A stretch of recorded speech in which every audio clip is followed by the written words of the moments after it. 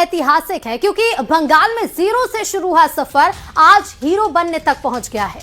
जो सपना सालों पहले देखा गया था अब वो पूरा हो गया है क्योंकि पश्चिम बंगाल में ऐतिहासिक जीत की तरफ बीजेपी बढ़ रही है। पहली बार बंगाल में कमल खिलने जा रहा है। ऐतिहासिक जीत इसे बीजेपी के लिए कहा जा रहा है। आखिर 15 साल बाद टीएमसी यानी ममता बनर्जी का किला ढह गया है। ममता बनर्जी का कहना है कि एसआईआर के जरिए हुई वोटों की चोरी की गई है और उधर असम विधानसभा चुनाव में बीजेपी हैट्रिक की तरफ बढ़ गई है। और बंगाल में ममता दीदी का किला फतेह करना बीजेपी के लिए आसान तो बिल्कुल भी नहीं था क्योंकि ये मेहनत एक दिन की नहीं बल्कि सालों मैदान में डटे रहने का परिणाम है जो बंगाल में आज एक नया इतिहास लिख रहा है।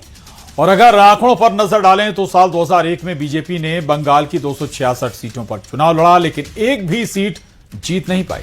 वोट शेयर भी यहां 5% के करीब ही मिला। साल 2006 की बात करें तो 29 सीटों पर प्रत्याशी उतारे गए और कोई भी प्रत्याशी नहीं जीता। उल्टा वोट शेयर भी घटकर करीब 1.93% रह गया यानी शून्य के बराबर।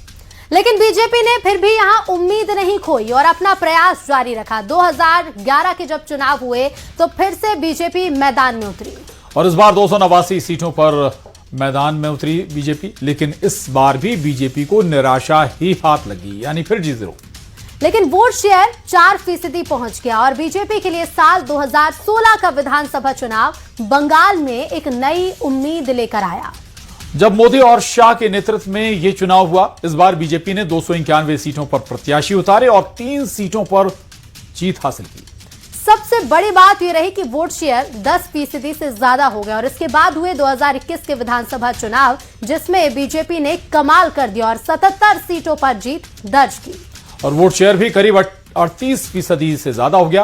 कांग्रेस को पछाड़कर बीजेपी मुख्य विपक्षी पार्टी बन गई और अब 2026 में बीजेपी ने इतिहास लिख दिया है। पहले कांग्रेस को पछाड़ा, अब ममता दीदी का किला ढहा दिया है।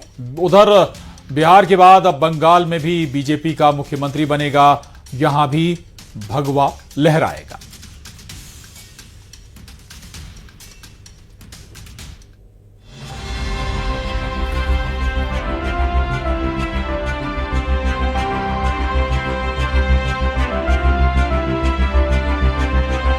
पश्चिम बंगाल और असम विधानसभा चुनाव में कांग्रेस के प्रदर्शन ने पार्टी के वजूद पर ही सवाल उठा दिया। कभी पश्चिम बंगाल और असम दो ऐसे राज्य जहां कभी कांग्रेस का एक छत्र राज हुआ करता था, आज वहां पार्टी इमरजेंसी वार्ड में पहुंच गई। 2026 के नतीजों ने साफ कर दिया कि जनता ने कांग्रेस को पूरी तरह से नकार दिया है। असम में कांग्रेस पार्टी के पास तरुण गोगोई के बाद कोई ऐसा चेहरा नहीं उभर सका जो हेमंत बिस्वा शर्मा के कद्दावर व्यक्तित्व का मुकाबला कर सके। खुद गौरव गोगोई चुनाव हार गए जो कांग्रेस की तरफ से असम में सीएम फेस थे। असम में कांग्रेस की हार की स्क्रिप्ट बीते 2 चुनावों से लिखी जा चुकी है। असम में 2016 के चुनाव में कांग्रेस 26 सीटों पर जीती और 2021 के चुनाव में 29 सीटों पर जीत दर्ज की थी। यानी साल दर साल कांग्रेस की जीत का स्तर डाउन होता रहा। देखेंगे कि पूरे प्रदेश में किस प्रकार से काउंटिंग चल रहा है और हर राउंड हर वोट अच्छी तरीके से उसका काउंटिंग हो, उस पर हमारी नजर रखेगी। जी हम आसाम में आपको देख रहे थे पिछले 1.5 महीने से, कमाल करके आए हैं आप वहाँ पे। नहीं, कमाल तो वहां की जनता ने किया है। वहां तो आज असम प्रदेश के अंदर डबल इंजन की सरकार की जीत हुई है। ये जीत भारतीय जनता पार्टी की रीति नीति सिद्धांतों की जीत है। ये वहां के कार्यकर्ताओं की मेहनत और परिश्रम की जीत है। ये असम प्रदेश के अंदर जो जीत हुई है ये अरुणोदय योजना की जीत है। ये जीत उद्यमिता योजना की जीत है। ये जीत प्रधानमंत्री अन्नपूर्णा योजना की जीत है।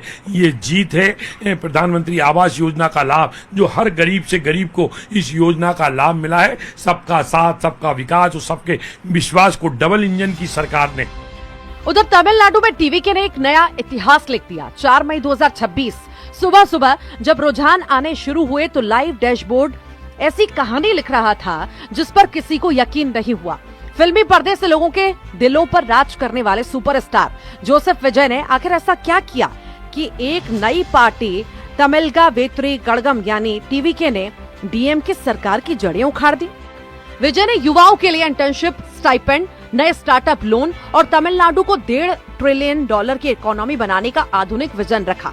जिसने पूरे राजनीतिक नैरेटिव को बदलकर रख दिया।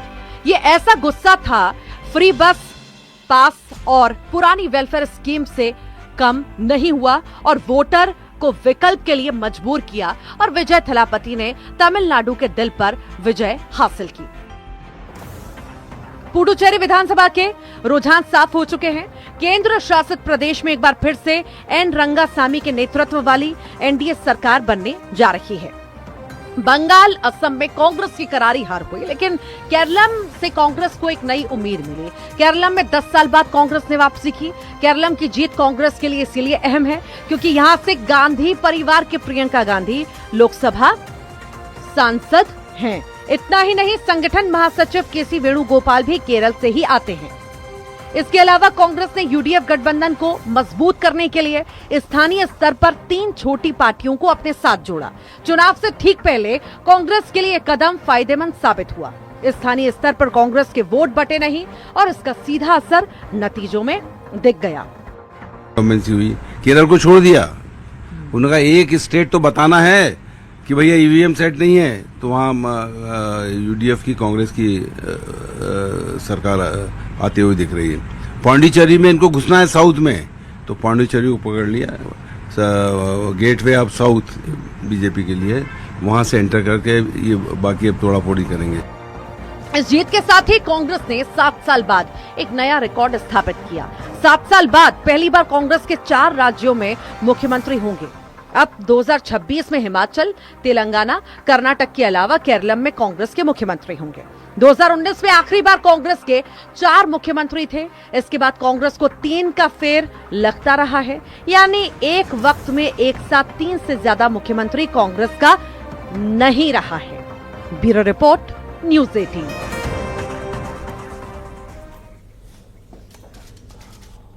और इधर मंत्री कैलाश विजयवर्गीय का बड़ा बयान आया है। पश्चिम बंगाल की चुनावी नतीजों पर बोले हैं कैलाश विजयवर्गीय।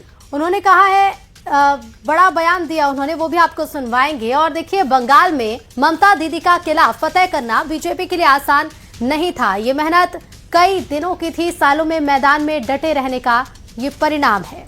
और जो बंगाल में आज एक नया इतिहास लिख दिया गया है। अगर आंकड़ों पर नजर डालें तो साल 2001 में बीजेपी ने बंगाल की 266 सीटों पर चुनाव लड़ा, लेकिन एक भी सीट बीजेपी नहीं जीत पाई। यहाँ पर वोट शेयर भी 5% के करीब मिला। साल 2006 में 29 सीटों पर प्रत्याशी उतारे गए, कोई भी प्रत्याशी नहीं जीता। उल्टा वोट शेयर भी घटकर 1.93% ही रह गया, यानी कि 0 के बराबर।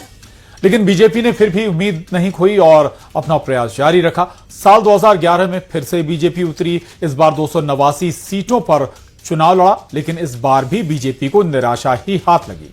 फिर से यहां पर 0 के आसपास परिणाम रहे, लेकिन वोट शेयर 4% पहुंच गया। बीजेपी के लिए साल 2016 का विधानसभा चुनाव बंगाल में एक नई उम्मीद लेकर आया। जब मोदी और शाह के नेतृत्व में यह चुनाव हुआ, इस बार बीजेपी ने 291 सीटों पर प्रत्याशी उतारे और 3 सीटों पर जीत हासिल की। सबसे बड़ी बात यह कि वोट शेयर 10% से ज्यादा हो गया। और इसके बाद 2021 का विधानसभा चुनाव, और इस बार बीजेपी ने कमाल कर दिया और इस बार बीजेपी ने 77 सीटों पर जीत दर्ज की और वोट शेयर 38% पहुंच गया। कांग्रेस को पछाड़कर बीजेपी मुख्य विपक्षी पार्टी बन गई। और साल 2026 यानी कि इस बार के विधानसभा चुनाव में बीजेपी ने इतिहास लिख दिया है। पहले कांग्रेस को पछाड़ा और अब ममता दीदी का किला भी ढहा दिया है। बिहार के बाद अब बंगाल में भी बीजेपी का मुख्यमंत्री बनेगा और यहां भी भगवा लहराएगा। एक ऐतिहासिक युग परिवर्तन हो रहा है। बंग भूमि में राष्ट्रवाद की तरंग उठती हुई दिखाई दे रही है और उस तरंग का ज्वार उत्तरोत्तर उठता हुआ दिख रहा है और हमें पूर्ण विश्वास है कि जब यह रुझान परिणामों में परिवर्तित होंगे। ये बहुत बड़ी जीत और एक संदेश है। जिस प्रकार से तृणमूल कांग्रेस ने भय वाली सरकार चलाई थी, वहां पर जिस प्रकार से तुष्टीकरण की राजनीति की थी, और मोदी जी की जो लहर है वो देश भर में नजर आ रही है। चाहे पश्चिम बंगाल हो, चाहे असम हो, जहां पर तीसरी बार हमारी सरकार बम्पर मार्जिन के साथ रिकॉर्ड तोड़ते हुए वहां पर हमारी सरकार बनने जा रही है। और एमपी कैबिनेट में मंत्री कैलाश विजयवर्गीय का बयान सामने आया है। बड़ा बयान उन्होंने दिया है। पश्चिम बंगाल की चुनावी नतीजों को लेकर मंत्री विजयवर्गीय ने बयान दिया। उन्होंने कहा कि मैं सिर्फ अमित शाह जी की वजह से यहां बैठा हूं, वरना मेरी फोटो भी मां के साथ लगी होती। तो कैलाश विजयवर्गीय, बता दें आपको, चुनावी नतीजों के बाद कैलाश विजयवर्गीय का बयान आया। उन्होंने कहा कि मैं सिर्फ अमित शाह जी की वजह से यहां बैठा हूं, वरना मेरी फोटो भी मां के साथ लगी होती। आपको यह भी याद दिला दें, बंगाल चुनाव की रणनीति में लंबे समय तक बंगाल के प्रभारी भी रहे हैं कैलाश विजयवर्गीय। बंगाल में बीजेपी के लिए रणनीति भी बनाते रहे हैं।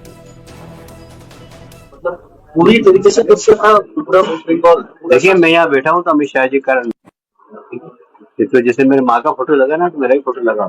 देखिए, मैं यहाँ बैठा हूँ तो अमित शाह जी का तो जैसे मेरे माँ का फोटो लगा ना, तो मेरा ही फोटो लगा।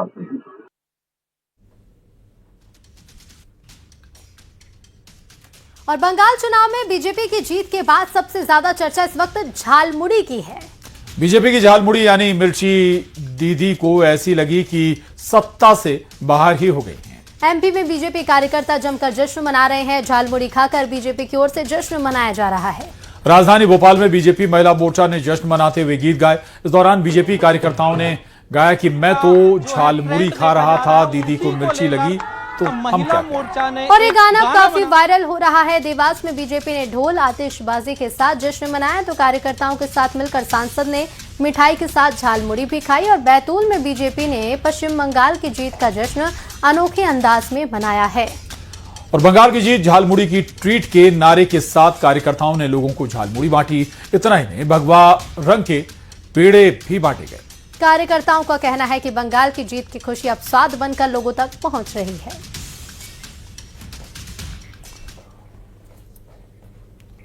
और बंगाल में बीजेपी की जीत को लेकर तंज और व्यंग का दौर शुरू हो गया है। खासकर झालमुड़ी को लेकर जमकर व्यंग देखे जा रहे हैं। दिल्ली बीजेपी मुख्यालय के बाहर इन्फ्लुएंसर रतन रंजन ममता बनर्जी की वेशभूषा में पहुंचे। चुनावी नतीजे को लेकर हमारे संवाददाता ने बात की, सुनिए। बंगाल में चुनाव हो रहा है, लेकिन दिल्ली में बीजेपी हेडक्वार्टर के सामने की तस्वीर देखिए कि ममता बनर्जी के वेशभूषा में यहाँ पर रतन रंजन है। क्या कहना चाहेंगे, जिस तरीके से रुझान आ रहे हैं, रिजल्ट आ रहे हैं धीरे धीरे? बहुत तीखा है करके मोदी जी कैसा झालमुड़ी खाया है, बहुत तीखा, हमको तीखा लग रहा है। लेकिन मोदी जी हमारे साथ खेला कर दिया है। हम खेला कर रहा था सबके साथ बंगाल में रह के, इस बार मोदी जी हमारे साथ खेला कर दिया, अमित शाह खेला कर दिया है, हमारा कुर्सी चला गया। दीदी का लोग रिजेक्ट कर दिया है बंगाल में, अभी दादा को एक्सेप्ट कर लिया है। कौन? मोदी दादा, अमित शाह दादा को एक्सेप्ट कर लिया है। हम इधर 10 साल से बंगाल में हिंदू को डरो डरो के वोट कर रहा था, बोलो हमको वोट करो नहीं तो हम तुमको छोड़ेगा नहीं। क्या करेगा? छोड़ेगा नहीं। इस बार मोदी अमित शाह जग गया, सारा हिंदू को एक कर लिया है, बोला है कि बंगाल को खतरा है, बचाना है करके। सारा हिंदू जग गया है और मोदी अमित शाह को वोट कर दिया है, दीदी के साथ खेला कर दिया है। हम बोला महादेव रक्षा करो, महादेव भी रक्षा नहीं किया है।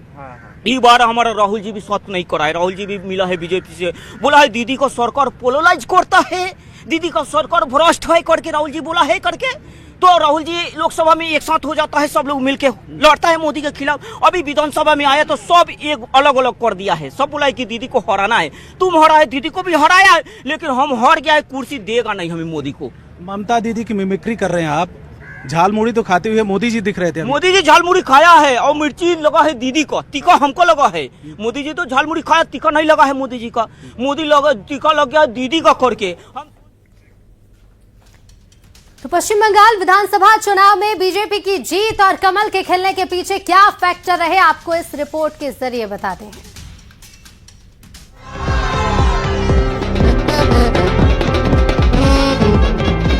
ये जश्न ग्राउंड लेवल पर मेहनत का है। ये आतिशबाजी हर बूथ पर प्रचार में बहाए गए पसीने की है। बंगाल में बीजेपी की जीत हर कार्यकर्ता के अथक परिश्रम का परिणाम है।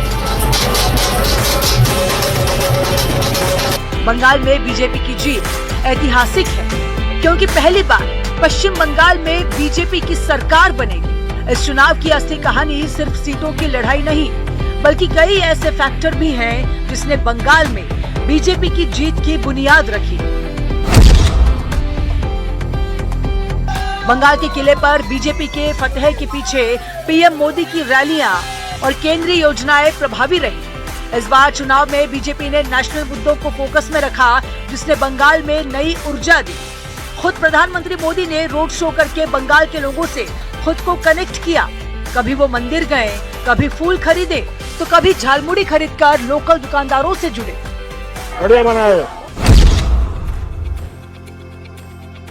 बंगाल में ममता बनर्जी की छवि और उनकी जुझारू राजनीति टीएमसी की ताकत रही और यही खासियत टीएमसी की हार की वजह भी बन गई, क्योंकि ये चुनाव दीदी बनाम बाकी का हो गया। इसके साथ ही बीजेपी ने इस बार ममता बनर्जी पर कोई व्यक्तिगत हमला भी नहीं किया। मतदाताओं के बीच ये भी बीजेपी के पक्ष में जाने के लिए असरदार रहा। बंगाल की सियासत में मुसलमानों का वोट निर्णायक माना जाता है और ये वोट टीएमसी का कोर वोट माना जाता है। लेकिन इस बार हुमायूं कबीर ने इस वोट बैंक में सेंधमारी की। इस बार हुमायूं कबीर ने टीएमसी से अलग होकर नई पार्टी आम जनता उन्नयन पार्टी बना ली, जिससे ममता के वोट बैंक कुछ हद तक बढ़ गए। उधर बीजेपी भी आक्रामक ध्रुवीकरण की रणनीति अपनाई रही। बंगाल में इस बार महिला वोट काफी अहम रहा है। इसके लिए टीएमसी की तरफ से लक्ष्मी भंडार जैसी योजनाएं रही, तो बीजेपी ने भी केंद्रीय योजनाओं और महिलाओं की सुरक्षा के मुद्दे को बनाया। इसके साथ ही संदेश खाली और आरजीकर जैसी घटनाओं को भी मुद्दा बनाकर बीजेपी ने चुनावी हथियार बनाया और महिला मतदाताओं को अपने पक्ष में किया। पश्चिम बंगाल में बाहर से आकर काम करने वाले प्रवासी श्रमिक और उनका परिवार इस चुनाव में अहम भूमिका में रहा। देश के बड़े बड़े शहरों से ऐसी खबरें आई कि प्रवासी बंगाली श्रमिक वोट करने बंगाल गए। दिल्ली से लेकर नोएडा में काम करने वाली मेड और कई बंगाली श्रमिक ज्यादा से ज्यादा संख्या में बंगाल जाकर मताधिकार का प्रयोग किए। बीजेपी ने इस बार प्रवासी श्रमिकों के मुद्दे को भी खूब हवा दी थी, जबकि ममता बनर्जी ने श्रमिकों के पलायन को केंद्र सरकार के असहयोग वाले रवैये से जोड़ा। उत्तर 24 परगना और आसपास के इलाकों में मतुआ समुदाय का वोट बेहद अहम है। सीएए यानी नागरिकता संशोधन कानून को लेकर इस समुदाय में लंबे समय से उम्मीद रही है। पारंपरिक रूप से ये समुदाय बीजेपी का वोट बैंक माना जाता रहा।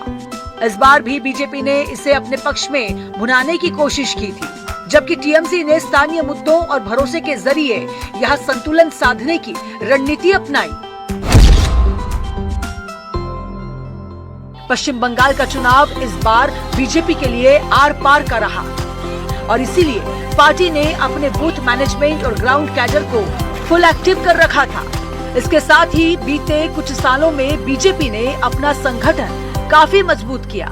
इसके साथ ही चुनाव आयोग ने जिस तरह से सुरक्षा बलों की तैनाती की, उससे फर्जी वोटिंग रोकने में काफी मदद मिली।